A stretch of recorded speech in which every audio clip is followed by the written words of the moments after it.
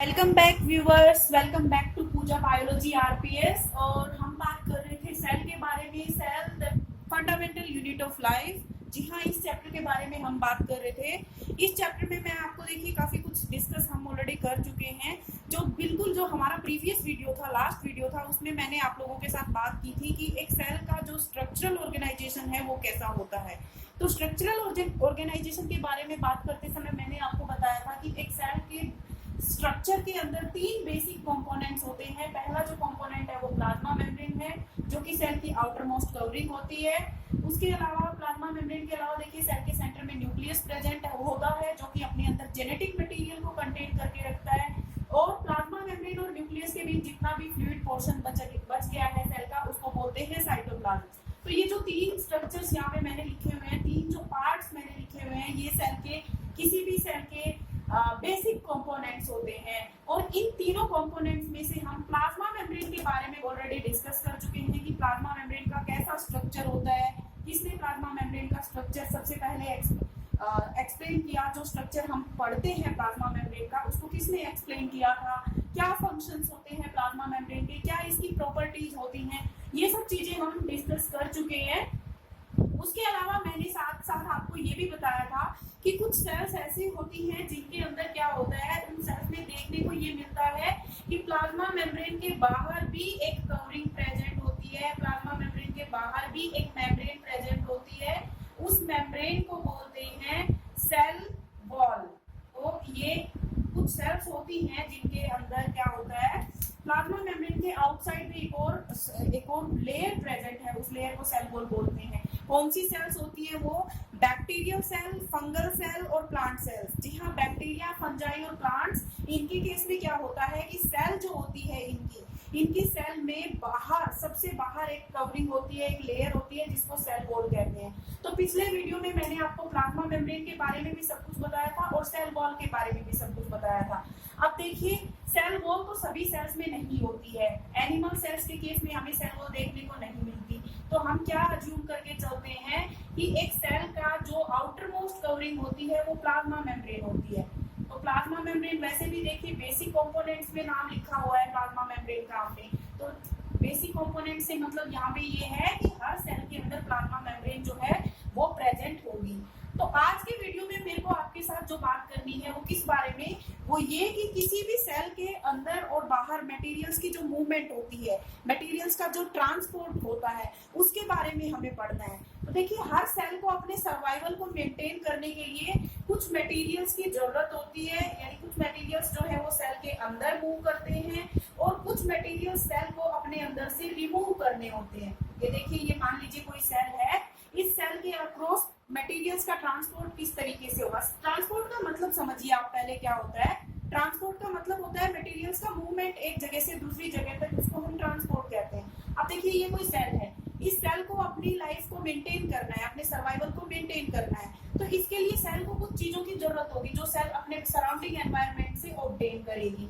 ये inward movement होगी, inward transport हो गया। दूसरा, सेल के अंदर जो हर वक्त केमिकल रिएक्शंस चल रही होती हैं, उन केमिकल रिएक्शंस की वजह से कुछ वेस्ट सब्सटेंसेस फॉर्म होते हैं। उन वेस्ट सब्सटेंसेस को सेल को अपने से बाहर रिमूव करना होता है। ये आउटवर्ड ट्रांसपोर्ट हो गया। अब ये जो मटेरियल्स का मूवमेंट हो रहा है सेल के अंदर की तरफ और सेल के बाहर की तरफ, ये मूवमेंट कहाँ से हो रहा है? इस मेम्ब्रेन को क्रॉस करते हुए ये मूवमेंट हो रहा है। यानी प्लाज्मा मेम्ब्रेन के अक्रॉस जो है ये मूवमेंट हो रहा है। तो आज का जो ये वीडियो है, अभी जो वीडियो मैं आप लोगों के लिए प्रिपेयर कर रही हूँ, इस वीडियो में मैं इसी बारे में बात करूंगी कि ट्रांसपोर्ट ऑफ सब्सटेंसेस अक्रॉस बायोमेम्ब्रेन्स। यहाँ पे बायोमेम्ब्रेन का मतलब देखिए प्लाज्मा मेम्ब्रेन ही है। बायोमेम्ब्रेन क्यों बोला है हमने? क्योंकि सभी लिविंग सिस्टम्स की आउटर मोस्ट मेम्ब्रेन है ये। सभी लिविंग सिस्टम्स के अंदर ये प्रेजेंट होती है, लिविंग सेल्स के अंदर, इसलिए इसको बायोमेम्ब्रेन भी बोलते हैं हम। तो transport of substances across plasma membrane, जैसा कि मैंने अभी बताया कि प्लाज्मा मेम्ब्रेन जो है, इस प्लाज्मा मेम्ब्रेन के अंदर मटेरियल्स मूव करते हैं। सेल के अंदर जो मटेरियल्स मूव करते हैं वो भी प्लाज्मा मेम्ब्रेन को क्रॉस करते हुए मूव करते हैं। सेल से बाहर किसी मटेरियल को मूव करना है तो उनको भी प्लाज्मा मेम्ब्रेन को क्रॉस करना होता है। तो यही पढ़ेंगे हम आज के इस वीडियो के अंदर। अब देखिए, मटेरियल्स का ट्रांसपोर्ट हम स्टडी करने से पहले मैं आपको कुछ चीजें यहाँ पे बता रही हूँ कि क्या क्या चीजें हैं जो हम डिस्कस करेंगे इस वीडियो के अंदर। सबसे पहली जो चीज हम डिस्कस करेंगे इस वीडियो के अंदर वो हम पढ़ेंगे types of membranes. Types of membranes किस बेसिस पे है ये टाइप्स? इस बेसिस पे कि उनकी परमिएबिलिटी कैसी है, यानी based on their permeability. Permeability के बेसिस पे मेम्ब्रेन्स जो है वो कितने टाइप की होती हैं। दूसरी जो चीज डिस्कस करेंगे आज के वीडियो के अंदर वो हम पढ़ेंगे ट्रांसपोर्ट के मेथड्स। कि ट्रांसपोर्ट जो है मटेरियल्स का बायो मेम्ब्रेन्स के अक्रॉस वो किस किस तरीके से होता है। ट्रांसपोर्ट मेथड्स बोलिए या इनको आप ट्रांसपोर्ट के टाइप्स बोलिए। दूसरी चीज ये डिस्कस करेंगे हम। उसके बाद हम तीसरी जो चीज डिस्कस करेंगे वो डिस्कस करेंगे टाइप्स ऑफ सॉल्यूशंस। सॉल्यूशंस कितने टाइप के होते हैं। और लास्ट में हम इस वीडियो में डिस्कस करेंगे कि कौन कौन से मटेरियल्स हैं जिनका ट्रांसपोर्ट होना होता है प्लाज्मा मेम्ब्रेन के across. Materials which are transported across the plasma membrane, which are transported across plasma membrane। उन सब्सटेंसेस का हम नाम बताएंगे कि कौन कौन से सब्सटेंसेस होते हैं वो किस तरीके से उनका ट्रांसपोर्ट होना होता है। और लास्ट में हम पढ़ेंगे कि सेल को जब हम डिफरेंट टाइप के सॉल्यूशंस पे रखते हैं तो सेल के साथ क्या होता है, यानी cell in different type of solutions. Different type के सॉल्यूशंस के अंदर सेल का क्या होता है। तो ये सारी चीजें मैं आज के वीडियो में आपके साथ डिस्कस करूंगी। तो सबसे पहले हम देखिए वन बाय वन डिस्कस करेंगे हम इन सब चीजों के बारे में। सबसे पहले जो मैं डिस्कस करने जा रही हूँ वो है टाइप्स ऑफ मेम्ब्रेन। कि मेम्ब्रेन कितने टाइप्स की होती है, किस बेसिस पे लिखा है मैंने ये टाइप्स, उनकी परमिएबिलिटी के बेसिस पे टाइप बतानी है हमें। तो देखिए एक तरह की मेम्ब्रेन ऐसी होती है जो मेम्ब्रेन इम्परमिएबल होती है। इम्परमिएबल मतलब, अच्छा पहले परमिएबिलिटी का आप मतलब समझिए। एक वर्ड होता है permeability. Permeability is the ability of any membrane by virtue of which this membrane allows the movement of substances across it। यानी किसी membrane की ऐसी कैपेसिटी, ऐसी एबिलिटी जिसके तहत वो membrane जो है अपने across materials की movement को allow करती है, उसको बोलते हैं उस membrane की permeability। Impermeable membranes वो membranes होती हैं जो अपने थ्रू किसी भी material की movement को allow नहीं करती है। दूसरी तरफ है semi permeable membranes. Semi permeable membranes. Semi permeable membranes वो मेम्ब्रेन्स होती हैं जो अपने अंदर से केवल सॉल्वेंट्स को मूव करने के लिए अलाउ करती हैं, यानी केवल सॉल्वेंट्स को अपने थ्रू पास होने देती हैं ये मेम्ब्रेन्स। तीसरी तरह की जो मेम्ब्रेन होती हैं वो होती हैं fully permeable membranes. Fully permeable membranes ये वो मेम्ब्रेन्स होती हैं जो अपने अक्रॉस सभी तरह के मटेरियल्स के ट्रांसपोर्ट को अलाउ कर देती हैं। अब देखिए जो सेमी परमिएबल मेम्ब्रेन्स होती हैं इन्हीं का एक स्पेशल केस होता है selectively permeable membranes. Selectively permeable membranes, जैसे कि इसके नाम से ही पता लग रहा है हमें कि ये मेम्ब्रेन्स कैसी मेम्ब्रेन्स होंगी, सेलेक्टिवली परमिएबल होंगी, यानी कुछ सेलेक्टेड सब्सटेंसेस की मूवमेंट ही अपने अक्रॉस ये अलाउ करती है। तो जो प्लाज्मा मेम्ब्रेन होती है, जितनी भी जो बायो मेम्ब्रेन्स होती हैं, जब मैंने आपको प्लाज्मा मेम्ब्रेन के बारे में पढ़ाया और मैंने जब आपको प्लाज्मा मेम्ब्रेन की कुछ कैरेक्टरिस्टिक प्रॉपर्टीज बताई थी, उस वक्त मैंने बताया था कि प्लाज्मा मेम्ब्रेन कैसी होती है नेचर में। Plasma membrane is selectively permeable membrane. देखिए सेमी परमिएबल और सिलेक्टिवली परमिएबल में डिफरेंस होता है थोड़ा सा। सिलेक्टिवली परमिएबल जो है सेमी परमिएबल का ही एक थोड़ा सा और एडवांस्ड वर्जन होता है। सेमी परमिएबल तो केवल सॉल्वेंट्स को अलाउ करेगी अपने थ्रू पास होने के लिए, जबकि सिलेक्टिवली परमिएबल जो है वो अलाउ तो सॉल्वेंट्स को ही करेगी लेकिन सभी तरह के सॉल्वेंट्स को नहीं, कुछ सिलेक्टेड सॉल्वेंट्स को ही अपने अक्रॉस मूव करने के लिए अलाउ करती है। तो सेलेक्टिवली परमिएबल का एग्जांपल मैंने बताया यहाँ पे प्लाज्मा मेम्ब्रेन। सेमी परमिएबल के एग्जांपल्स देखिए, जब किसी को किडनी फेलियर होता है तो उस समय डायलिसिस किया जाता है और डायलिसिस मशीन के अंदर एक सेमी परमिएबल मेम्ब्रेन यूज की जाती है। वो मेम्ब्रेन बनी होती है सेलोफेन नाम के सब्सटेंस की। कौन से सब्सटेंस की, इसका एग्जांपल लिख रही हूँ मैं यहाँ पे सेलेक्टिवली परमिएबल मेम्ब्रेन का, सेलोफेन मेम्ब्रेन। सेलोफेन मेम्ब्रेन या पर्चमेंट मेम्ब्रेन जो होती है वो भी सेमी परमिएबल होती है। तो these are the examples of semi permeable membrane. तो पहला जो टॉपिक इस टॉपिक के अंदर ट्रांसपोर्ट अक्रॉस बायो मेम्ब्रेन्स में जो पहला सब टॉपिक था वो था टाइप ऑफ मेम्ब्रेन। और टाइप ऑफ मेम्ब्रेन मैंने आपको 3 तरह की बताई, impermeable membrane, semi permeable membrane and fully permeable membrane. देखिए फुल्ली की जगह आपको कभी कभी फ्रीली परमिएबल भी लिखा मिल सकता है। फ्रीली परमिएबल या फुली परमिएबल एक ही बात है। तो हम इंटरेस्टेड किस में है? सिलेक्टिवली परमिएबल मेम्ब्रेन में। क्यों? क्योंकि हमारी जो प्लाज्मा मेम्ब्रेन होती है, जो हमारी बायो मेम्ब्रेन्स होती हैं, वो सिलेक्टिवली परमिएबल होती हैं। तो ये था मेम्ब्रेन्स के types depending upon their permeability. अब दूसरी जो चीज है इस टॉपिक के अंदर, दूसरा जो सब टॉपिक है वो है टाइप्स ऑफ या methods of transport. Methods of transport. Transport के कौन कौन से मेथड्स होते हैं? अब ट्रांसपोर्ट का मतलब क्या होता है? देखिए ट्रांसपोर्ट का मतलब तो होता है movement of materials. Transport is simply movement of materials from one place to another place. और ट्रांसपोर्ट मेनली 2 तरीके से होता है। कौन कौन से 2 तरीके हैं ट्रांसपोर्ट के? एक होता है पैसिव ट्रांसपोर्ट और दूसरा होता है एक्टिव ट्रांसपोर्ट। पैसिव ट्रांसपोर्ट, हम इन दोनों में डिफरेंसेस स्टडी करेंगे। डिफरेंसेस के बेसिस पे ही हम इनको समझेंगे कि क्या होता है इनका मतलब, पैसिव ट्रांसपोर्ट और एक्टिव ट्रांसपोर्ट का मतलब। तो अगर आपसे कोई पूछे कि ट्रांसपोर्ट के 2 तरीके कौन से होते हैं, तो ट्रांसपोर्ट के 2 तरीके होते हैं, passive transport and active transport. देखिए पैसिव ट्रांसपोर्ट क्या होता है? पैसिव ट्रांसपोर्ट, सबसे पहले तो पैसिव का मतलब क्या होता है कि जो एक्टिव नहीं है, जो इनएक्टिव तरह की चीज है। एक पैसिव मतलब ऐसा ट्रांसपोर्ट जिसमें मटेरियल्स एक जगह से दूसरी जगह मूव करते हैं और बिना किसी एनर्जी कंजप्शन के ये प्रोसेस हो जाती है। Movement of materials from the place of their higher concentration to the place of their lower concentration. कोई भी मटेरियल है, मान लीजिए ये कोई सब्सटेंस है ए, यहाँ पे ये मैं जो ब्लू कलर के जो मैं डॉट्स दिखा रही हूँ, ये ए कोई सब्सटेंस है, ये जो इस रीजन में प्रेजेंट है, और थोड़ा सा ए जो है वो इस रीजन में प्रेजेंट है। तो ए जो है वो मूव करेगा, और वो कहाँ से कहाँ मूव करेगा? जहां ए की कंसंट्रेशन ज्यादा है वहां से जहां ए की कंसंट्रेशन है उस डायरेक्शन में मूव करेगा, और तब तक मूव करेगा जब तक कि इन दोनों जगह पे ए की कंसंट्रेशन जो है वो इक्वल ना हो जाए।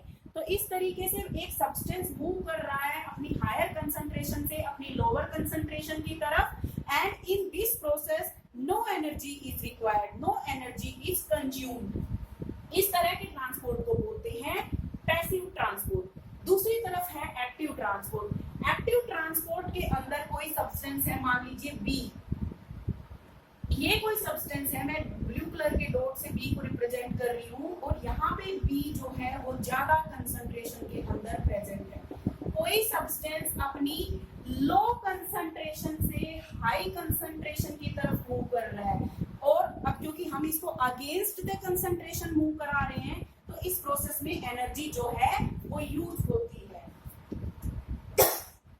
देखिए यहाँ मैं लिख रही हूँ, ए जो है उसकी कंसंट्रेशन यहाँ ज्यादा है और यहाँ पे ए की कंसंट्रेशन लो है। तो ए पैसिव ट्रांसपोर्ट में तो ए कहाँ से कहाँ मूव कर रहा है? अपनी हाई कंसंट्रेशन से अपनी लो कंसंट्रेशन की तरफ मूव कर रहा है, और एनर्जी जो है इसमें not required, not used, energy use नहीं हो रही। हाई कंसंट्रेशन से लो तो 2 पॉइंट्स मैंने यहाँ पे आपको बताए पैसिव ट्रांसपोर्ट में, कि कोई भी सब्सटेंस अपनी हाई कंसंट्रेशन से अपनी लो कंसंट्रेशन की तरफ मूव करता है।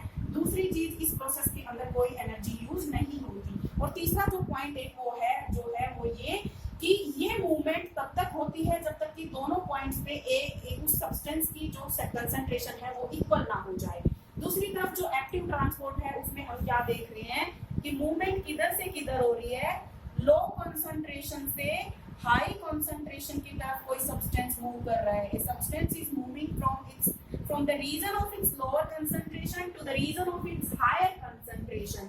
दूसरा, इस प्रोसेस के अंदर जो है एनर्जी यूज होती है, energy is use, energy expenditure होता है इस प्रोसेस के अंदर। तो अब देखिए पैसिव ट्रांसपोर्ट और एक्टिव ट्रांसपोर्ट को डिफाइन कैसे करते हैं वो मैं आपको बताती हूँ।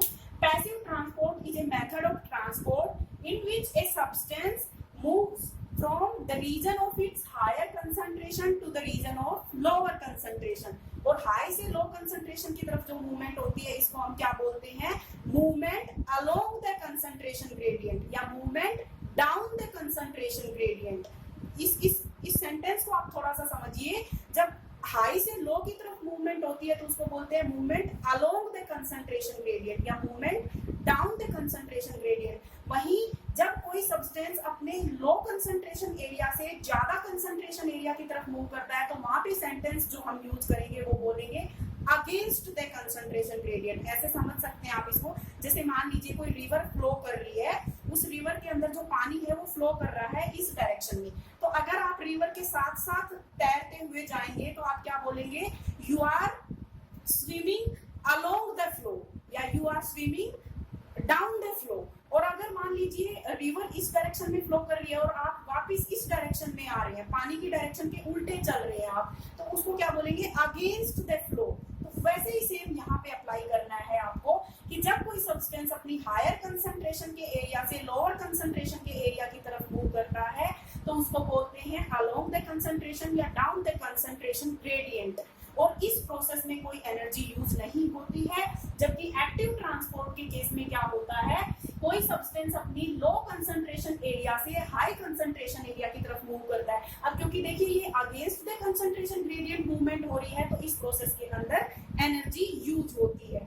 अब देखिए यहाँ पे इक्विलिब्रियम एक टाइम पे आ जाएगा. कि कब आ जाएगा इक्विलिब्रियम, तब आ जाएगा जब इस एरिया और इस एरिया में दोनों में ए का अमाउंट इक्वल हो जाएगा, ए का कंसंट्रेशन इक्वल हो जाएगा. जबकि इसमें कभी भी इक्विलिब्रियम पहुंचता ही नहीं है क्योंकि हम कर क्या रहे हैं कि कम से ज्यादा की तरफ भेज रहे हैं ना सब्सटेंस को, तो वहां पे कभी इक्विलिब्रियम आएगा ही नहीं. तो ये तो थे कुछ बेसिक डिफरेंसेस पैसिव ट्रांसपोर्ट और एक्टिव ट्रांसपोर्ट के अंदर. अब पैसिव ट्रांसपोर्ट में ही मैं आपको थोड़ा सा और आगे बता रही हूँ कि पैसिव ट्रांसपोर्ट जो है वो 2-3 तरीके से होता है. पहला जो है वो होता है डिफ्यूजन और दूसरा जो होता है वो होता है ऑस्मोसिस. डिफ्यूजन और ऑस्मोसिस का क्या मतलब होता है इसको समझिए आप.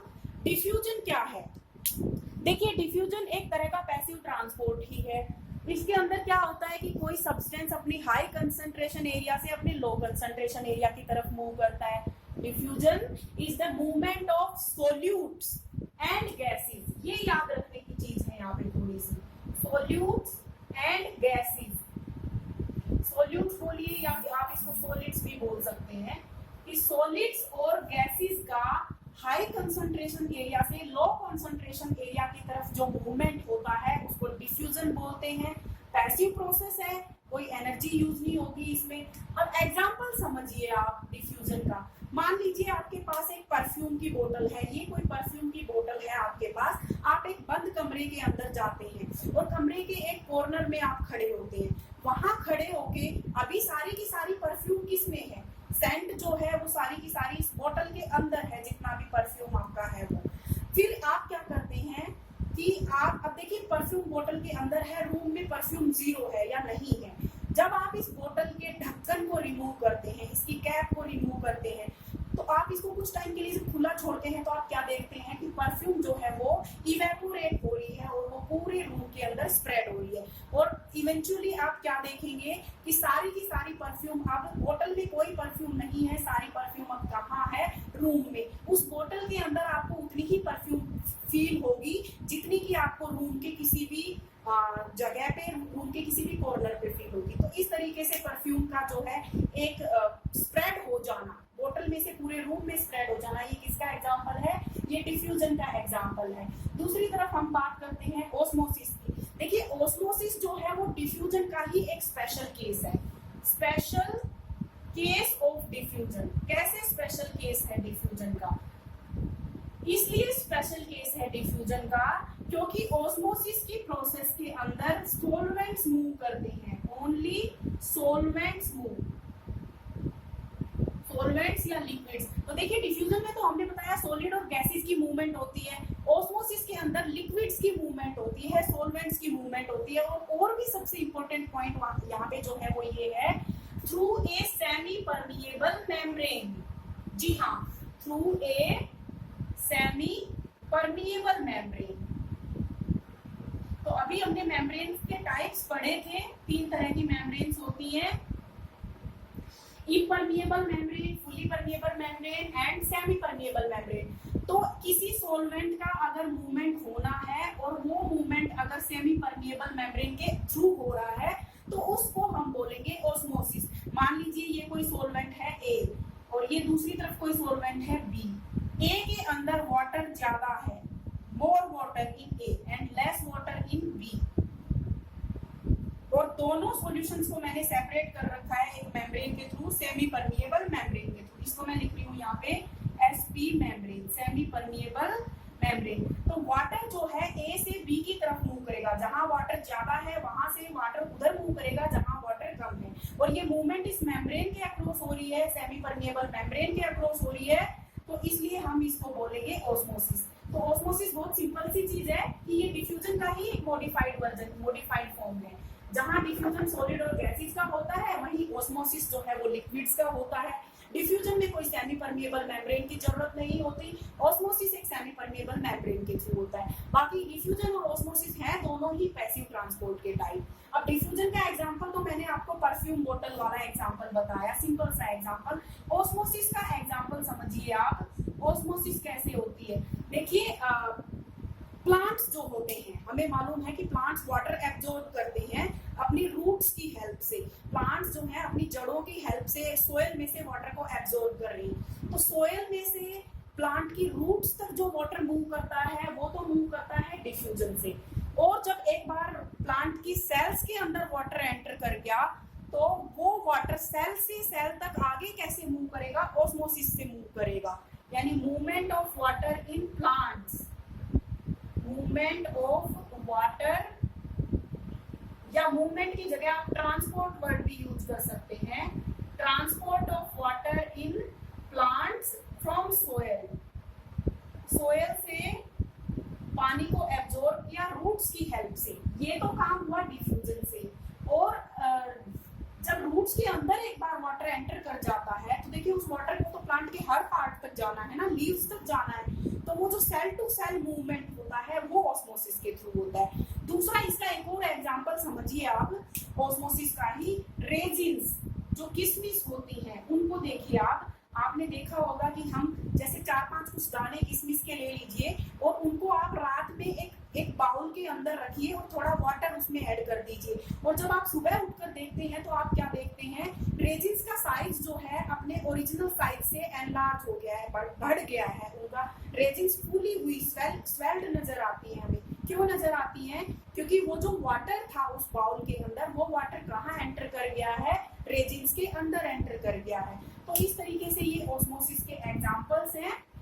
तो यहाँ मैंने आपके साथ जो डिस्कस किया अभी, वो क्या डिस्कस किया, 2 चीजें मैं डिस्कस कर चुकी हूँ। ट्रांसपोर्ट अक्रॉस बायो मेम्ब्रेन्स में मैंने आपके साथ अभी तक 2 चीजें डिस्कस की हैं।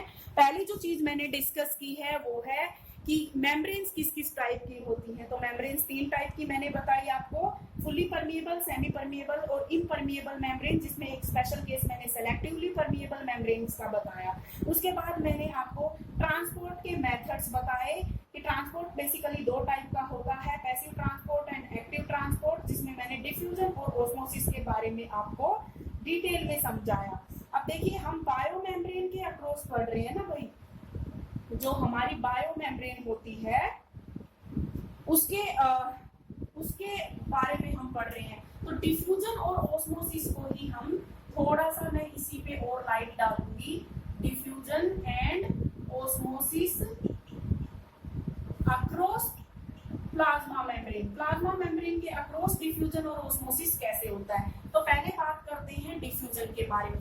ये देखिए, मान लीजिए ये कोई सेल है, ये सेल है और इस सेल की ये जो है ये प्लाज्मा मेम्ब्रेन है। अब देखिए सेल को अपने सर्वाइवल को मेंटेन करने के लिए कुछ मटेरियल्स की जरूरत होती है। कौन कौन से मटेरियल्स हैं? Materials of which transport is required across plasma membrane. देखिए इस हेडिंग के अंडर पढ़ेंगे अब हम इस टॉपिक को। मटेरियल्स ऑफ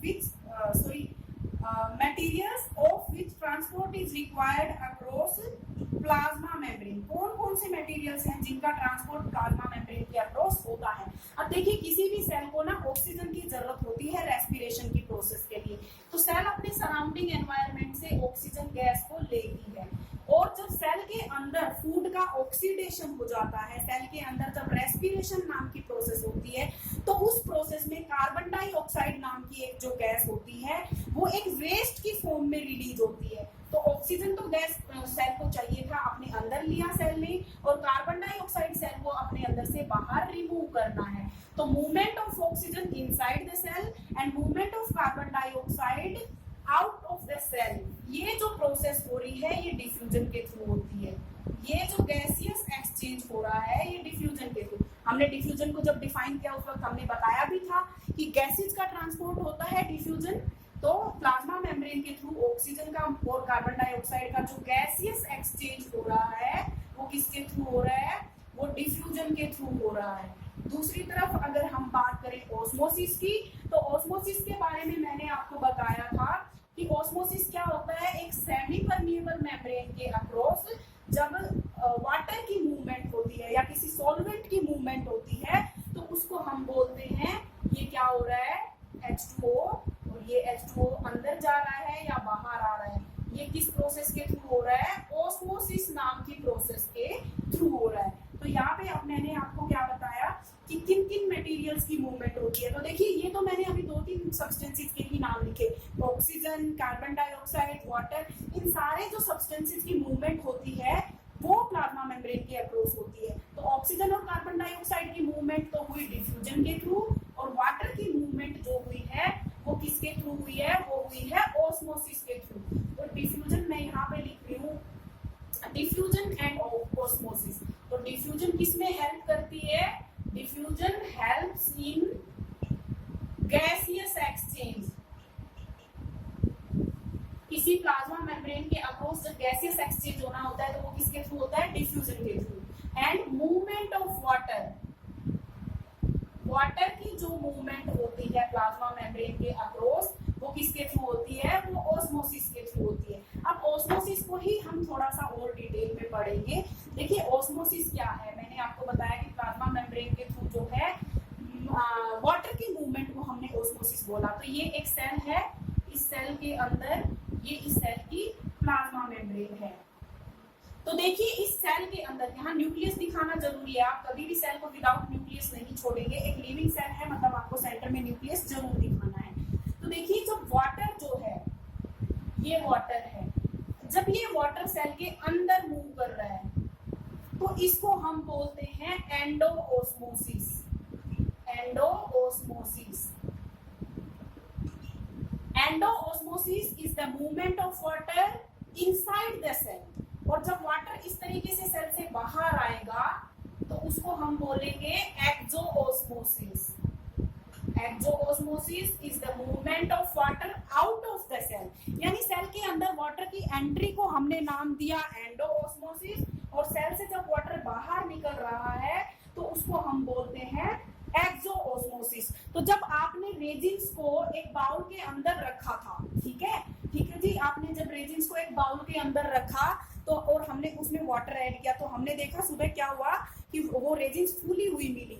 कैसे फूली हुई मिली, रेजिन्स क्या है, प्लांट प्रोडक्ट्स है ना, और प्लांट की सेल्स है वो, तो उनके अंदर वाटर की मूवमेंट हुई है सेल्स के अंदर जिसकी वजह से सेल्स फूल गई है। तो ये किसका एग्जांपल है, एंडोऑस्मोसिस का एग्जांपल है। एंडोऑस्मोसिस और एक्सोऑस्मोसिस का आपको एक और मैं एग्जांपल आपको बताती हूँ। एक एग है, मान लीजिए एक एग है, इस एग को जब आप HCl के अंदर रखेंगे, एग मतलब जो पोल्ट्री बर्ड्स का एग होता है उसी एग की मैं यहाँ पे बात कर रही हूँ जो हम खाते हैं जो एग। तो एग को जब HCl के अंदर हम रखते हैं तो ये एग कैसा हो जाता है, D shelled egg. D shelled egg, इस एग्जांपल की मैं बात क्यों कर रही हूँ, ये एग्जांपल NCERT ने डिस्कस किया है इसलिए मैं यहाँ पे ये एग्जांपल डिस्कस कर रही हूँ। NCERT में आपको रेजिन्स का एग्जांपल भी मिलेगा और आपको ये एग्जांपल भी मिलेगा। तो देखिए एक जो एग होता है, हमने देखा है कि एग के बाहर जो व्हाइट कलर की हार्ड कवरिंग होती है वो किसकी बनी होती है, वो कैल्शियम कार्बोनेट की बनी होती है, जिसके आपके जो ये चौक बने होते हैं डस्ट बोर्ड पे लिखने के लिए जो चौक जिस चीज के बने होते हैं कैल्शियम कार्बोनेट के, उसी कैल्शियम कार्बोनेट से एग की शेल बनी होती है। तो जब आप एग को HCl के अंदर रखेंगे तो थोड़ी देर के बाद क्या होता है कि वो जो कैल्शियम कार्बोनेट की शेल है वो हट जाती है एग के ऊपर से, और बिल्कुल एक व्हाइट कलर की ट्रांसपेरेंट सी जो है एक पतली सी लेयर बचती है, जिसके अक्रॉस आपको एग के अंदर का कंटेंट नजर आता है। तो ऐसा एग जिसकी शेल रिमूव हो गई है उस एग को हम बोलते हैं डी शेल्ड एग। अब जो डी शेल्ड एग है उसमें जो वो मेम्ब्रेन बची हुई है बाहर, वो मेम्ब्रेन सिलेक्टिवली परमिएबल मेम्ब्रेन होती है। तो जब आप उस डी शेल्ड एग को एक ऐसे सॉल्यूशन, एक प्योर वाटर के अंदर रखिए, देखिए दो केस बनाएंगे हम यहाँ पे, D shelled egg in pure water, D shelled egg in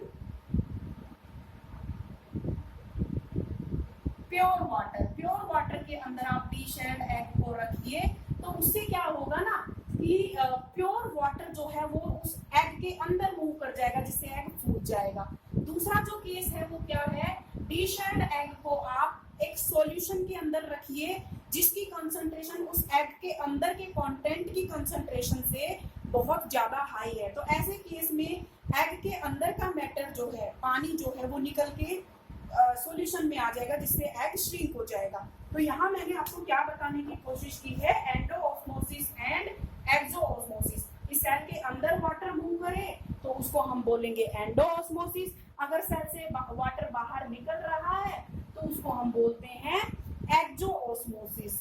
endosmosis और एक्सोऑस्मोसिस के बारे में हमने डिस्कस किया। अब दूसरी चीज देखिए, ये तो था वाटर की मूवमेंट, एंडोऑस्मोसिस एक्सोऑस्मोसिस। अगर मान लीजिए हम मेंशन ना करें कि मूवमेंट किस सब्सटेंस की हो रही है, वो लिक्विड है या सॉलिड है, वो मेंशन ना करें, तो देखिए एक होता है एक्सोसाइटोसिस और एक होता है एंडोसाइटोसिस। देखिए ये सेल है कोई, और इस सेल की ये जो है ये प्लाज्मा मेम्ब्रेन है। अब प्लाज्मा मेम्ब्रेन कैसी होती है नेचर में, it is flexible. Plasma membrane flexible होती है।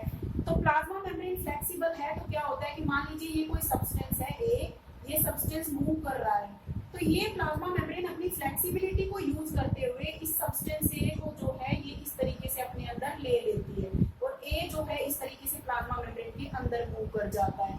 तो ये जो मूवमेंट हुई है किसी भी सब्सटेंस की बाहर से अंदर की तरफ, इसको बोलते हैं एंडोसाइटोसिस। और अमीबा जो है अपना फूड कैसे ऑब्टेन करता है, एंडोसाइटोसिस नाम की प्रोसेस के थ्रू।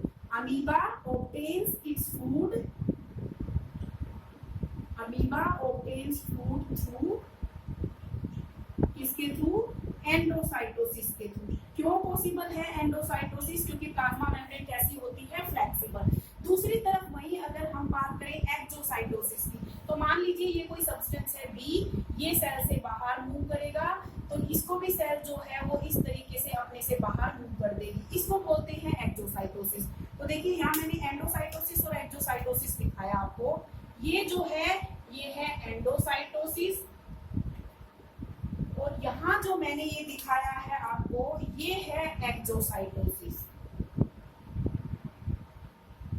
एक्सोसाइटोसिस, तो एंडोसाइटोसिस का तो मतलब हुआ सेल के अंदर मटेरियल का मूव होना, एक्सोसाइटोसिस का मतलब हुआ सेल से बाहर किसी मटेरियल का मूव होना। और एंडोसाइटोसिस और एक्सोसाइटोसिस दोनों ही क्यों पॉसिबल है, possible due to flexibility of plasma membrane. Plasma membrane की फ्लेक्सिबिलिटी की वजह से ये चीज पॉसिबल हो पाई है। तो एंडोसाइटोसिस, एक्सोसाइटोसिस ये दोनों डिस्कस किया मैंने। एंडोऑस्मोसिस, एक्सोऑस्मोसिस मैंने डिस्कस किया। देखिए डिफरेंस समझने की जरूरत है आपको।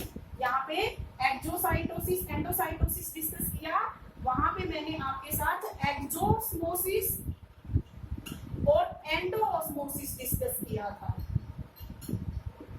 एक्सोस्मोसिस वाटर की मूवमेंट सेल से बाहर, एंडोऑस्मोसिस वाटर की मूवमेंट सेल के अंदर। इसके अलावा दो और टर्म्स मैं आपको बताती हूँ, एक होता है फैगोसाइटोसिस, एक होता है पिनोसाइटोसिस। एंडोसाइटोसिस की ही टाइप है। एंडोसाइटोसिस का मतलब क्या है कि कोई भी सब्सटेंस सेल के अंदर मूव कर रहा है, सेल एनगल्फ कर रही है अपने अंदर, किसी चीज को ले रही है अपने अंदर, उसको एंडोसाइटोसिस बोला। तो एंडोसाइटोसिस में एक होता है फैगोसाइटोसिस और दूसरा होता है पिनोसाइटोसिस। देखिए भैया, ये कोई सेल है, कोई सब्सटेंस ए है, यहाँ पे ए को सेल के अंदर मूव करना है। ए अगर सॉलिड है तो हो जाएगा फैगोसाइटोसिस, और ए अगर लिक्विड है तो वो हो जाएगा पिनोसाइटोसिस। तो ये तो हो गया सेल ईटिंग, यानी सेल कुछ खा रही है। भाई खा तभी रही है ना, जब हम कोई सॉलिड चीज होती है जिसको हम च्यू करते हैं तभी हम उसको ईटिंग बोलते हैं ना। तो cell eating is phagocytosis and cell drinking is pinocytosis. की सेल किसी लिक्विड ड्रॉपलेट को अपने अंदर ले रही है। मैं फिर से एक बार रिपीट करती हूँ ताकि आपकी कंफ्यूजन अवॉइड आप करें इसकी, कि ट्रांसपोर्ट अक्रॉस बायोमेम्ब्रेन्स पढ़ रहे हैं हम। तो मैंने दो तरीके बताए ट्रांसपोर्ट के, passive transport and active transport. Passive transport और एक्टिव ट्रांसपोर्ट में मैंने डिफरेंसेस बताए। फिर उसके बाद मैंने पैसिव ट्रांसपोर्ट के टाइप्स बताए आपको कि डिफ्यूजन और ऑस्मोसिस के थ्रू पैसिव ट्रांसपोर्ट होता है। उसके अलावा प्लाज्मा मेम्ब्रेन के अक्रॉस मटेरियल्स की जो मूवमेंट होती है उसमें कार्बन डाइऑक्साइड, ऑक्सीजन, वाटर, इनकी मूवमेंट मैंने आपको बताई। मैंने आपको बताया एक्सोसाइटोसिस और एंडोसाइटोसिस के बारे में, कि एक्सोसाइटोसिस का मतलब होता है कि सेल से बाहर कोई चीज मूव कर रही है, एंडोसाइटोसिस का मतलब होता है कि सेल के अंदर कोई चीज मूव कर रही है। अब सेल के अंदर कोई जो चीज मूव कर रही है वो चीज अगर सॉलिड है तो उसको बोलेंगे फैगोसाइटोसिस हो रहा है, यानी सेल ईटिंग, सेल कुछ खा रही है। और अगर वो अंदर मूव करने वाली चीज लिक्विड है, सॉल्वेंट है कोई, तो हम उसको बोलेंगे कि पिनोसाइटोसिस यहाँ पे हो रहा है, यानी सेल ड्रिंकिंग हो रही है। सेल कोई सब्सटेंस जो है, सेल कोई लिक्विड जो है उसको ड्रिंक कर रही है। तो ये सब मैंने डिस्कस किया। इसके अलावा एक्सोऑस्मोसिस और एंडोऑस्मोसिस के बारे में भी मैंने बात की आपके साथ, कि एक्सोऑस्मोसिस का मतलब है सेल से बाहर वाटर का निकलना, एंडोऑस्मोसिस का मतलब है सेल के अंदर वाटर का जाना।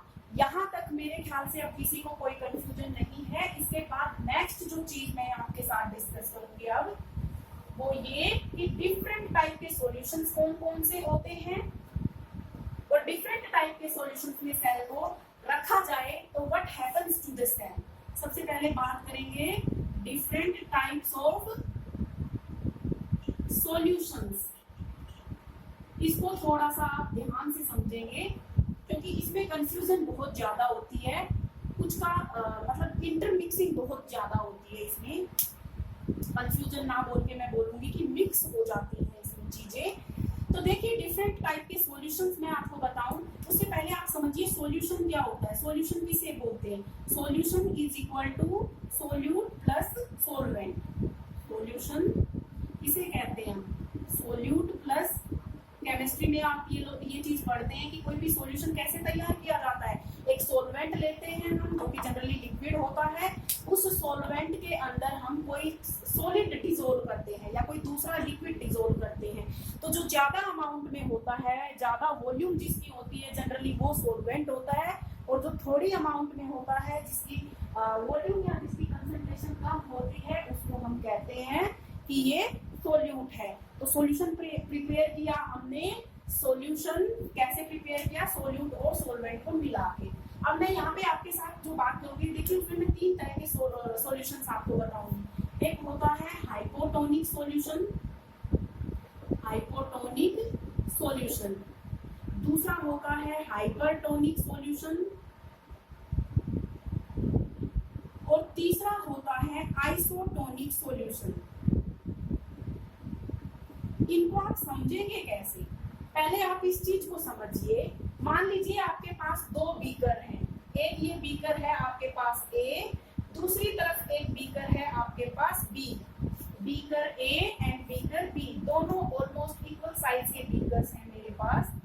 ये बीकर ए और ये बीकर बी, दोनों के अंदर मैं सॉल्यूशन तैयार कर रही हूँ। जो बीकर ए है इसके अंदर मैंने यहाँ तक प्योर वाटर फिल किया है। इसके अंदर क्या है? Pure water. जो दूसरा बीकर है बीकर बी, इसमें भी जो देखिए मार्क है वो यहीं तक है, कि सॉल्यूशन जो होगा वो यहीं तक होगा, लेकिन इसके अंदर क्या होगा? वाटर के अंदर मैंने शुगर ऐड कर दी। दोनों में क्या डिफरेंस है? दोनों में लेवल इक्वल है, दोनों की वॉल्यूम इक्वल रखी है मैंने, लेकिन ए बीकर के अंदर मैंने प्योर वाटर लिया है, किसी भी तरह का सोल्यूट इसके अंदर नहीं है, जबकि बीकर बी के अंदर मैंने वाटर के अंदर शुगर को मिक्स किया हुआ है। अब देखिए इन दोनों में से कॉन्सेंट्रेशन किसकी ज्यादा होगी, ए की कॉन्सेंट्रेशन लेस होगी और बी की कॉन्सेंट्रेशन जो है वो ज्यादा होगी। तो कॉन्सेंट्रेशन वर्ड डायरेक्टली किससे रिलेटेड है, कॉन्सेंट्रेशन वर्ड डायरेक्टली रिलेटेड है सोल्यूट की अमाउंट से, जहां सोल्यूट ज्यादा होगा वहां कॉन्सेंट्रेशन ज्यादा होगी। तो कॉन्सेंट्रेशन का देखिए वैसे आप मतलब समझना चाहें तो सिंपल तरीके से कैसे समझेंगे, गाढ़ापन, किसी भी चीज का गाढ़ापन जो होता है, जितना ज्यादा गाढ़ापन मतलब वो चीज उतनी ही ज्यादा कॉन्सेंट्रेटेड है, और जितनी वो कम गाढ़ी होगी यानी जितना उसमें पानी ज्यादा होगा वो उतनी ही कम कॉन्सेंट्रेटेड होगी। तो इन दोनों सॉल्यूशंस में कौन सा सॉल्यूशन ज्यादा कॉन्सेंट्रेटेड है, भाई एक तरफ तो प्योर वाटर लिया है हमने, दूसरी तरफ हमने ऐसा वाटर लिया है जिसमें हमने चीनी मिक्स की हुई है, तो चीनी मिक्स करने से वो ठीक हो जाएगा ना, उसकी चाशनी जैसा कुछ बन जाएगा। तो B solution is more concentrated as compare to solution A. अब देखिए यहाँ कंफ्यूज नहीं होना है बिल्कुल भी, कंसंट्रेशन कम होने का मतलब है लेस सोल्यूट या मोर वाटर, एक ही बात है ये। कंसंट्रेशन कम कब होती है, जब सोल्यूट कम होता है या पानी ज्यादा होता है, और लेस कंसंट्रेशन को ही हम बोलते हैं मोर डाइल्यूट, कि कोई चीज कैसी है, ज्यादा डाइल्यूट है। दूसरी तरफ मैंने लिखा है मोर कंसंट्रेशन, मोर कंसंट्रेशन का क्या मतलब है, मोर सोल्यूट, कि सोल्यूट ज्यादा है इसमें, क्योंकि देखिए इसमें तो शुगर ज्यादा है और इसमें शुगर है ही नहीं, तो सोल्यूट ज्यादा होना, या ऐसे बोलिए कि वाटर कम होना। तब कोई चीज का कैसी बनती है, वो बनती है ज्यादा कंसंट्रेटेड। और इसी को उल्टा कैसे बोलेंगे, जब कंसंट्रेशन कम थी तो डाइल्यूट ज्यादा था वो सॉल्यूशन, और अब जब कंसंट्रेशन ज्यादा है तो वो सॉल्यूशन लेस डाइल्यूट होगा। अब देखिए जितनी भी ये चीजें मैंने यहाँ पे लिखी है इनमें कंफ्यूजन नहीं होना चाहिए। एक सॉल्यूशन जिसमें सोल्यूट ज्यादा है वो सॉल्यूशन बोला जाएगा ज्यादा कंसंट्रेटेड सॉल्यूशन। अब सोल्यूट ज्यादा होने का सीधा सीधा मतलब है कि पानी उसमें कम होगा, और पानी कम है तो कंसंट्रेशन ज्यादा होगी। तो आप ऐसे बोल सकते हैं कि सोल्यूट ज्यादा होने से भी कोई सॉल्यूशन कंसंट्रेटेड हो जाता है, या पानी कम होने से भी कोई सॉल्यूशन ज्यादा कंसंट्रेटेड हो जाता है। दूसरी तरफ मैंने बताया कि कोई सॉल्यूशन ऐसा जिसके अंदर सोल्यूट कम है, तो ऐसे सॉल्यूशन को बोलेंगे कि उसकी कंसंट्रेशन भी कम है। या आप बोलिए कि कोई ऐसा सॉल्यूशन जिसमें पानी बहुत ज्यादा है, तो उस सॉल्यूशन की कंसंट्रेशन कम बोली जाएगी। एक तरफ वर्ड है कंसंट्रेटेड, दूसरी तरफ वर्ड है डाइल्यूट, दोनों एक दूसरे के ऑपोजिट हैं। जो कंसंट्रेशन, जिस सॉल्यूशन की कंसंट्रेशन ज्यादा होगी वो सॉल्यूशन कम डाइल्यूट होगा, जिस सॉल्यूशन की कंसंट्रेशन कम होगी मतलब वो सॉल्यूशन ज्यादा डाइल्यूट है। तो ये चीजें आपको अपने माइंड में क्लियर रखनी है, उसके बाद ही ये टॉपिक आपको समझ आएगा आगे। तो अब देखिए कोई भी चीज, वाटर हमेशा कहाँ से कहाँ मूव करता है, वाटर ऑलवेज मूव्स, कहाँ से कहाँ मूव करेगा वाटर, भाई जहां वाटर खुद ज्यादा है, जहां वाटर खुद ज्यादा है यानी कि कम कंसंट्रेटेड सॉल्यूशन से, लेस कंसंट्रेटेड सॉल्यूशन से मोर कंसंट्रेटेड सॉल्यूशन की तरफ मूव करेगा वाटर।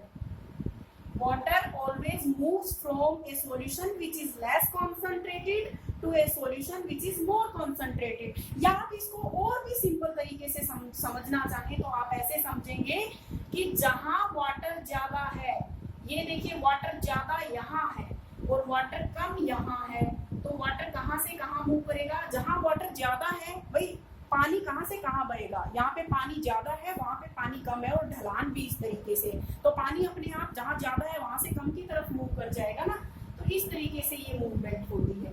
अब मैंने यहाँ पे नाम लिखे हैं तीन, hypotonic solution, hypertonic solution and isotonic solution. ये जो सॉल्यूशंस है ना, ये कंपैरिजन के हिसाब से इनके नाम लिखे गए हैं। दो सॉल्यूशंस आपके पास हैं, उन दोनों की आपको कंसंट्रेशन को कंपेयर करना है, और उनकी कंसंट्रेशन को कंपेयर करके आपको बताना है कि कौन सा सॉल्यूशन हाइपोटोनिक है, कौन सा सॉल्यूशन हाइपरटोनिक है। ये प्योर वाटर है तो इसकी कंसंट्रेशन कैसी हो जाएगी, लेस। इस वाटर अंदर शुगर ऐड कर रखी है तो इसकी कंसंट्रेशन कैसी हो जाएगी, मोर। अब देखिए एक सॉल्यूशन ए है, एक सॉल्यूशन बी है। सॉल्यूशन ए की कंसंट्रेशन लेस है, सॉल्यूशन ए की कंसंट्रेशन ज्यादा है। तो जिसकी कंसंट्रेशन कम होती है उसको बोलते हैं हाइपोटोनिक सॉल्यूशन, और जिसकी कंसंट्रेशन ज्यादा होती है उसको बोलते हैं हाइपरटोनिक सॉल्यूशन। यानी कि मेरे पास दो सॉल्यूशंस हैं, मैं उन दोनों को कंपेयर कर रही हूँ। उनको कंपेयर करते समय हम देखेंगे जिस सॉल्यूशन की कंसंट्रेशन कम है हम बोलेंगे कि ये सॉल्यूशन हाइपोटोनिक है उस दूसरे सॉल्यूशन के कंपैरिजन में। जिस सॉल्यूशन की कंसंट्रेशन ज्यादा है उसके बारे में हम बोलेंगे कि वो सॉल्यूशन हाइपरटोनिक है इस सॉल्यूशन के कंपैरिजन में। याद कैसे रखेंगे आप, देखिए आप इसको सिंपल इस तरीके से याद रख सकते हैं। जैसे मेरा तरीका ये है याद करने का, मेरा तरीका ये है सबको समझाने का कि मान लीजिए जब भी कोई इंसान जो छोटी सी बात पे बहुत ज्यादा गुस्सा होने लगता है या छोटी सी बात पे बहुत ज्यादा रिएक्ट करता है, बात छोटी सी है रिएक्ट उसने बहुत ज्यादा किया, तो हम क्या बोलते हैं, भाई तू क्यों इतना हाइपर हो रहा है। तो हाइपर का मतलब है ज्यादा, तो हाइपरटोनिक सॉल्यूशन मतलब ऐसा सॉल्यूशन जिसकी कंसंट्रेशन बहुत ज्यादा है, और जो दूसरा बच गया वो तो हाइपोटोनिक है ही फिर। तो इस तरीके से याद कर सकते हैं आप कि हाइपरटोनिक सॉल्यूशन मतलब ऐसा सॉल्यूशन जिसकी कंसंट्रेशन ज्यादा है as compare to another solution. Hypotonic solution मतलब वो सॉल्यूशन जिसकी कंसंट्रेशन कम है as compare to another solution. और एक केस आता है आइसोटोनिक सॉल्यूशन। ये सॉल्यूशन ए है, ये सॉल्यूशन बी है। दो सॉल्यूशंस की कंसंट्रेशन जब एक दूसरे के इक्वल हो जाती है, concentration of solution A is equal to concentration of solution B, तो ऐसे केस में हम क्या बोलेंगे कि solution A is isotonic to solution B. दोनों सॉल्यूशंस की एक दूसरे के इक्वल कंसंट्रेशन होने के केस में हम बोलते हैं कि ये कैसा केस है, ये आइसोटोनिक सॉल्यूशन का केस है। अब हम बात कर रहे हैं, अब देखिए कंपेयर करने के लिए दो सॉल्यूशंस का होना बहुत जरूरी है। अब ये कोई सेल है, हमें तो सब कुछ सेल के बारे में पढ़ना है ना, हम सेल के बारे में बात कर रहे हैं तो सेल के कॉन्टेक्स्ट में ही यहाँ हम डिस्कस करेंगे। ये कोई सेल है, अब दो सॉल्यूशंस कहाँ है इस सेल के अंदर, तो देखिए इस सेल में एक तो यहाँ साइटोप्लाज्म प्रेजेंट होता है, और साइटोप्लाज्म के बारे में मैंने क्या बताया था, ये फ्लूइड पार्ट होता है सेल का। तो एक सॉल्यूशन तो हो गया सेल का साइटोप्लाज्म, साइटोप्लाज्म को मैं बोल रही हूँ सॉल्यूशन ए, और दूसरा सॉल्यूशन कौन सा सॉल्यूशन होगा, सेल के बाहर सराउंडिंग के अंदर जो सॉल्यूशन होगा उसको बोलेंगे हम सॉल्यूशन बी। अब हमें ये देखना है कि सॉल्यूशन ए ज्यादा कॉन्सेंट्रेटेड है या सॉल्यूशन बी ज्यादा कॉन्सेंट्रेटेड है, उसके हिसाब से हम वाटर की मूवमेंट को एक्सप्लेन करेंगे। तो यहाँ पे मैं 1 by 1 चांस ले रही हूँ, 1 by 1 जो है एक एक करके मैं लिख रही हूँ यहाँ पे। Cell placed case 1, case 1 is cell placed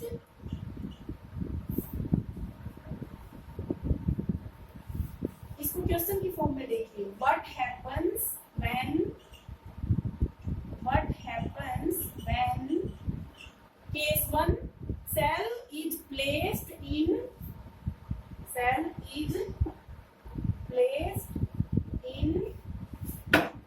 hypotonic solution। Hypotonic solution के अंदर क्या होगा, तो देखिए सेल को हमने कैसे सॉल्यूशन पे रखा, हाइपोटोनिक सॉल्यूशन में। अब इस केस में भी मैं फर्दर सब केसेस बनाऊंगी कि जो सेल हमने रखी वो सेल प्लांट सेल है या एनिमल सेल है, क्योंकि भाई दोनों में डिफरेंस होता है। प्लांट सेल के बाहर जो है सेल वॉल होती है, जबकि एनिमल सेल के बाहर सेल वॉल नहीं होती। तो पहला केस मैंने बनाया कि जब किसी सेल को हम हाइपोटोनिक सॉल्यूशन में रखते हैं, तो ये कोई बीकर है मान लीजिए, इसमें मैंने ये सॉल्यूशन फिल किया हुआ है, और ये कैसा सॉल्यूशन है, ये हाइपोटोनिक सॉल्यूशन है। 3 केस में बताऊंगी आपको, तीनों को बहुत ध्यान से समझना है। पहला केस है जब सेल को हाइपोटोनिक सॉल्यूशन में रखते हैं, तो ये मान लीजिए कोई सेल है, ठीक है, इस सेल को मैंने रख दिया हाइपोटोनिक सॉल्यूशन के अंदर। तो एक तो सॉल्यूशन हो गया सेल का साइटोप्लाज्म, सॉल्यूशन ए, और ये है सॉल्यूशन बी, और ये कैसा सॉल्यूशन है, सॉल्यूशन बी जो है this is hypotonic solution.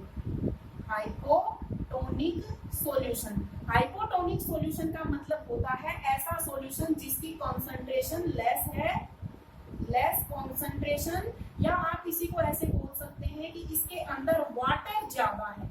Hypotonic solution का मतलब यही होता है ना कि ऐसा सॉल्यूशन जिसकी कंसंट्रेशन कम है और जिसमें वाटर ज्यादा है। जबकि सॉल्यूशन ए जो है, सेल का साइटोप्लाज्म जो है, हमने किसके कंपैरिजन में इसको हाइपोटोनिक बोला? सेल के साइटोप्लाज्म के कंपैरिजन में हाइपोटोनिक बोला ना। तो यहाँ पे वाटर जो है वो लेस है, लेस वाटर है। तो अब क्या होगा, वाटर जहाँ ज्यादा है वहां से कम की तरफ मूव करता है। तो यहाँ से देखिए वाटर जो है ये ऐसे सेल के अंदर मूव करेगा। तो when a cell is placed in hypotonic solution, जब एक सेल को हाइपोटोनिक सॉल्यूशन में रखते हैं तो क्या होता है, water moves inside the cell, water enters the cell, लिखिए आप इसको, water enters the cell, water जो है वो सेल के अंदर एंटर करता है। और इस प्रोसेस को क्या बोलते हैं हम? जब वाटर का सेल के अंदर एंट्री होती है तो उसको हम क्या बोलते हैं? एंडोऑस्मोसिस बोलते हैं हम इस प्रोसेस को। और दूसरी चीज, जब वाटर लगातार सेल के अंदर जाता रहेगा तो उससे सेल स्वेल हो जाएगी, सेल विल स्वेल, सेल फूलने लग जाएगी उससे, ठीक है। और जब सेल स्वेल होती रहेगी कंटिन्यूअसली तो एनिमल सेल विल बर्स्ट। देखिए इसमें मैं दो केस बना रही हूँ। वाटर लगातार सेल के अंदर जाता रहेगा तो सेल तो फूलेगी ना भाई, और सेल जब फूलेगी तो एक ऐसी लिमिट हो जाएगी कि सेल फट जाएगी।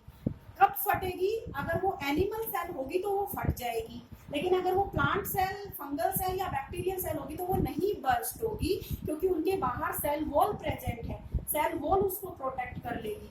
तो animal cell will burst, animal cell will burst, फट जाएगी जो एनिमल सेल है वो। दूसरी तरफ बैक्टीरियल, यहाँ पे प्लीज थोड़ा सा ध्यान दीजिए, ये क्वेश्चन पूछा जाता है। Bacterial, fungal and plant cells do not burst, वो नहीं फटती हैं due to presence of cell wall, cell wall की प्रेजेंस की वजह से। ये बहुत इंपॉर्टेंट पॉइंट है, मैं फिर से रिपीट कर देती हूँ एक बार इसको।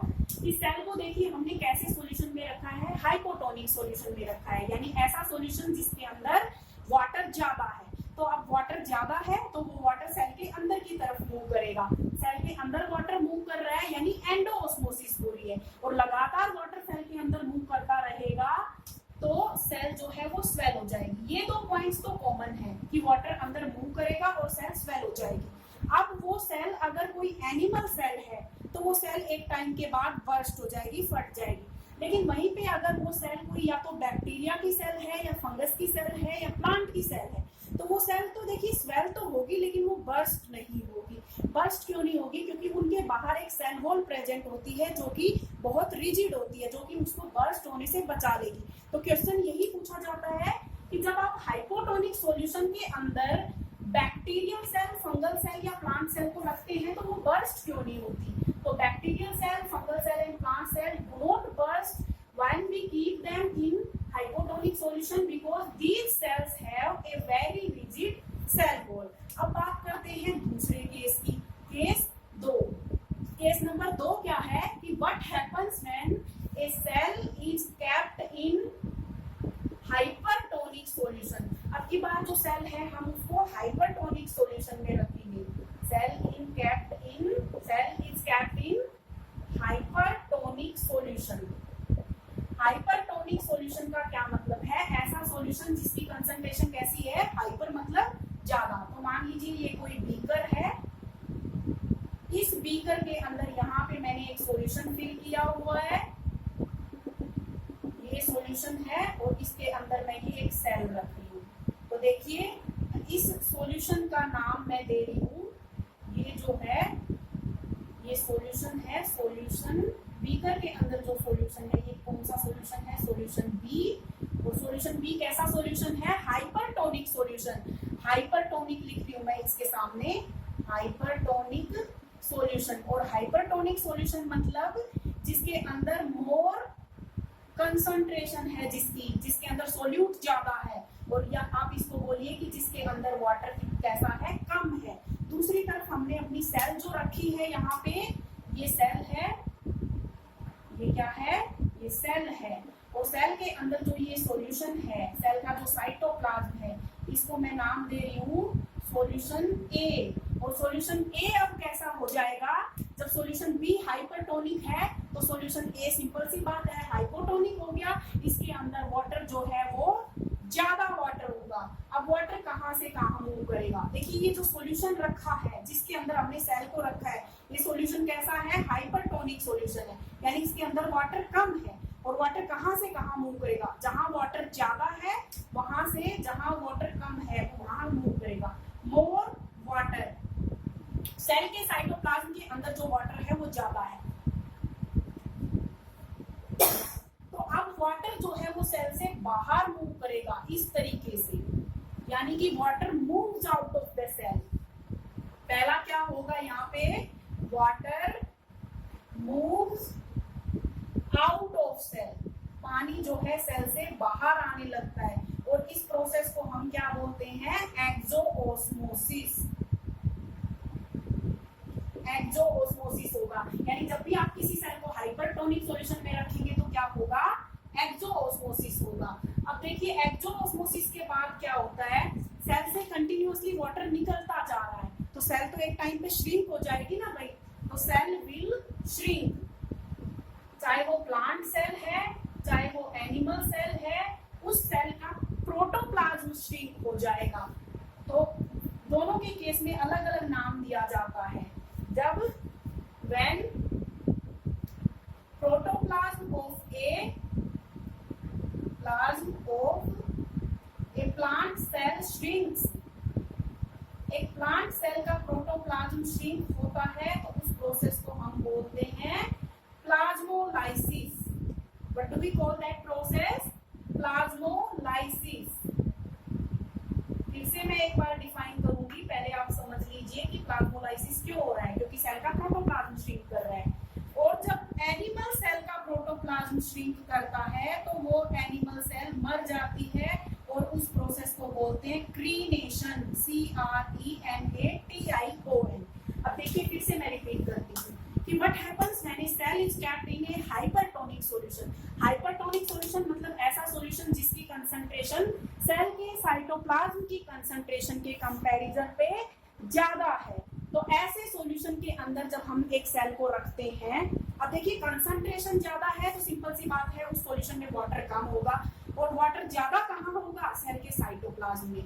तो वाटर जहाँ ज्यादा होता है वहां से वाटर जहाँ कम होता है उस तरफ मूव करता है। वाटर ज्यादा सेल के साइटोप्लाज्म में है और कम इस बीकर में है, तो सेल में से वाटर लगातार निकलता रहेगा, बीकर में आता रहेगा। तो क्या हो रहा है यहाँ पे, एक्सोओस्मोसिस हो रही है, यानी वाटर एग्जिट कर रहा है सेल को। दूसरी चीज ये कि जब लगातार वाटर सेल से बाहर निकलता रहेगा तो सेल जो है वो श्रिंक होती चली जाएगी। भाई ऐसे ही होता है ना, किसी भी चीज के कंटेंट को आप हटाते रहिए तो वो चीज श्रिंक होती जाएगी, तो सेल श्रिंक होती जाएगी। अब मान लीजिए कोई एनिमल सेल है आपके पास, उस एनिमल सेल की ये प्लाज्मा मेम्ब्रेन है, और प्लाज्मा मेम्ब्रेन के अंदर से वाटर रिमूव होता जा रहा है, तो सेल इवेंचुअली क्या होगी, श्रिंक होती चली जाएगी, और एक अल्टीमेटली ऐसी स्टेज आएगी जब सेल कंप्लीटली डाई हो जाएगी, तो उस स्टेज को बोलते हैं क्रीनेशन। दूसरी तरफ बात करिए प्लांट सेल्स के बारे में। प्लांट सेल्स में सबसे बाहर जो है, डायग्राम से मैं आपको दिखाती हूँ, प्लाज्मोलाइसिस और क्रीनेशन जो है वो क्या होता है। प्लांट सेल में से लगातार वाटर रिमूव होता रहेगा। देखिए ये मान लीजिए ये कोई प्लांट सेल है, प्लांट सेल के अंदर क्या है, ये सेल वॉल है, this is the cell wall of the plant cell, और ये जो है इसकी ब्लू कलर से मैं इसकी प्लाज्मा मेम्ब्रेन बना रही हूँ। दिस ब्लू रीजन रिप्रेजेंट्स, ये ब्लू जो है ये क्या है, this is plasma membrane, plasma membrane. और ये कौन सी सेल है, ये मैं बात कर रही हूँ प्लांट सेल के बारे में। अब लगातार अगर सेल से बाहर वाटर चलता, बाहर रिमूव होता रहेगा, तो अल्टीमेटली क्या होगा, देखिए एक ऐसी स्टेज आएगी, सेल वॉल तो जहां है वहीं रहेगी, क्योंकि सेल वॉल कैसी होती है, रिजिड होती है, लेकिन जो ये अंदर मटेरियल प्रेजेंट है, जो प्लाज्मा मेम्ब्रेन प्रेजेंट है, ये कैसी हो जाएगी, ये इस तरीके से श्रिंक हो जाएगी, इस तरीके से, श्रिंकेज ऑफ प्लाज्मा मेम्ब्रेन और प्रोटोप्लाज्म, प्रोटोप्लाज्म का या प्लाज्मा मेम्ब्रेन का। देखिए प्रोटोप्लाज्म श्रिंक हो गया है जिसकी वजह से प्लाज्मा मेम्ब्रेन जो है डिटैच हो गई है। यहाँ पे मैं लिख रही हूँ इसको, डिटैचमेंट ऑफ, आप इसको ऐसे लिखिए, देखिए श्रिंकेज ऑफ प्रोटोप्लाज्म, प्रोटोप्लाज्म का श्रिंकेज हो गया है and detachment of plasma membrane. ये जो प्लाज्मा मेम्ब्रेन है ये सेल वॉल से डिटैच होती चली गई, अंदर की तरफ इकट्ठी होती चली गई और प्रोटोप्लाज्म जो है वो श्रिंक हो गया है। ये पूरी प्रोसेस किसको रिप्रेजेंट कर रही है? प्लाज्मोलाइसिस। इस प्रोसेस को बोलते हैं प्लाज्मोलाइसिस। तो अगर आपसे कोई पूछेगा कि व्हाट इज प्लाज्मोलाइसिस, तो plasmolysis is the detachment of plasma membrane from cell wall due to shrinkage of protoplasm. Protoplasm के श्रिंकेज की वजह से प्लाज्मा मेम्ब्रेन का सेल वॉल से जो डिटैच होना होता है उसको हम बोलते हैं प्लाज्मोलाइसिस। एंड कब होती है ये plasmolysis? This happens when a plant cell is kept in hypertonic solution. दूसरी तरफ जब एनिमल सेल होती है उसमें क्या होता है? एनिमल सेल को जब हम रखते हैं हाइपरटोनिक सॉल्यूशन के अंदर, तो ये एनिमल सेल है, this is animal cell. Animal cell को जब आप हाइपरटोनिक सॉल्यूशन में रखेंगे और कंटिन्यूअसली इसमें से वाटर रिमूव होता रहेगा तो ये एनिमल सेल इस तरीके से होती चली जाएगी, ठीक है, श्रिंक हो जाएगी और अल्टीमेटली जो है ये डेड हो जाएगी। इस प्रोसेस को बोलते हैं crenation. What is it? Crenation. तो यहाँ पे देखिए दो चीजें बताई है मैंने आपको। केस 1 में भी मैंने आपको दो चीजें बताई थी। हाइपोटोनिक सॉल्यूशन में जब सेल को रखते हैं तो सेल के अंदर वाटर एंटर करता रहता है जिससे सेल बर्स्ट हो जाती है, स्वेल हो जाती है और बर्स्ट हो जाती है। वो अलग बात है कि प्लांट्स, फंजाई और बैक्टीरिया के अंदर सेल बर्स्ट नहीं होगी, सिर्फ स्वेल होगी क्योंकि उनके पास एक रिजिड सेल वॉल प्रेजेंट होती है। इसमें भी मैंने आपको दो चीजें बताई हैं। हाइपरटोनिक सॉल्यूशन में जब एक सेल को रखा जाता है तो वो सेल जो है उस सेल के अंदर से पानी जो है लगातार निकलता रहता है जिसकी वजह से सेल श्रिंक हो जाती है। तो प्लांट सेल भी श्रिंक होती है, एनिमल सेल भी श्रिंक होती है। एनिमल सेल श्रिंक होके अल्टीमेटली खत्म हो जाती है, डेड हो जाती है। इस प्रोसेस को क्रीनेशन बोलते हैं। जबकि जो प्लांट सेल होती है, प्लांट सेल श्रिंक होती है लेकिन प्लांट सेल की सेल वॉल अपनी ओरिजिनल जगह पे ही रहती है, केवल उसकी प्लाज्मा मेम्ब्रेन जो है वो अपनी जगह से शिफ्ट हो जाती है, सेंटर की तरफ मूव कर जाती है, यानी प्लाज्मा मेम्ब्रेन सेल वॉल से डिटैच हो गई है और प्रोटोप्लाज्म जो है सेल का वो भी खत्म हो गया है। अब जब है नेक्स्ट जो है वो है केस नंबर 3 कि what happens when a cell is kept in an isotonic solution. अब हम सेल को कैसे सॉल्यूशन में रखेंगे? आइसोटोनिक सॉल्यूशन में। आइसोटोनिक सॉल्यूशन क्या होते हैं? ऐसे सॉल्यूशंस जिन दो सॉल्यूशंस की कंसंट्रेशन जब एक दूसरे के बराबर हो जाए तो ऐसे केस में हम बोलते हैं कि ये दोनों सॉल्यूशंस एक दूसरे के साथ क्या है? आइसोटोनिक सॉल्यूशन है। तो मान लीजिए ये बीकर है, इसके अंदर ये सॉल्यूशन बी है, this is solution B and यहाँ पे मैं सेल बना रही हूँ, ये सेल है। इस सॉल्यूशन सेल के अंदर जो सॉल्यूशन है वो है सॉल्यूशन ए एंड देखिए solution A is isotonic to solution B, ठीक है। सॉल्यूशन ए और सॉल्यूशन बी एक दूसरे के आइसोटोनिक हैं, यानी water in A is equal to water in B, यानी सेल के साइटोप्लाज्म के अंदर जितना वाटर है उतना ही वाटर इस सॉल्यूशन बी के अंदर भी है। तो इससे क्या होगा ना कि जितना वाटर सेल के बाहर जाएगा उतना ही वाटर सेल के अंदर जाएगा। तो इससे क्या होगी? No net movement of water, no net movement of water, यानी वाटर की कोई नेट मूवमेंट नहीं हो रही है इसके अंदर। जितना वाटर बाहर गया उतना ही अंदर आ गया, जितना एक्सोस्मोसिस हुआ उतना ही एंडोस्मोसिस हो गया। अब वाटर की कोई नेट मूवमेंट हो ही नहीं तो सेल का साइज भी चेंज नहीं होता, size of the cell does not change, size of cell does not change. तो भाई यहाँ तक था ये ट्रांसपोर्ट अक्रॉस बायोमेम्ब्रेन्स, जिसमें मैंने आपको बताया मेम्ब्रेन्स के टाइप्स बताए उनकी परमिएबिलिटी के बेसिस पे। उसके बाद मैंने ट्रांसपोर्ट के मेथड्स बताए, जिसमें हमने एक्टिव पैसिव ट्रांसपोर्ट के बारे में पढ़ा, डिफ्यूजन और ऑस्मोसिस के बारे में पढ़ा, कौन कौन से मटेरियल्स का ट्रांसपोर्ट होना होता है प्लाज्मा मेम्ब्रेन के अक्रॉस, उसके बारे में हमने पढ़ा। 3 तरह के सॉल्यूशंस मैंने बताए, hypotonic solution, hypertonic solution and isotonic solution. और इन तीनों तरह के सॉल्यूशंस के अंदर जब हम सेल को रखते हैं तो क्या होता है, ये बहुत इंपॉर्टेंट क्वेश्चन बन रहे हैं इस टॉपिक में से कि what happens to a cell when a cell is kept inside number 1 hypotonic solution, number 2 isotonic solution and case 3 या number 3 isotonic solution। एक सेल के साथ क्या होता है, जब उस सेल को हम हाइपोटोनिक सॉल्यूशन में रखते हैं तो क्या होता है, सेल को हाइपरटोनिक सॉल्यूशन में रखेंगे तो क्या होगा, और सेल को आइसोटोनिक सॉल्यूशन में रखेंगे तो क्या होगा।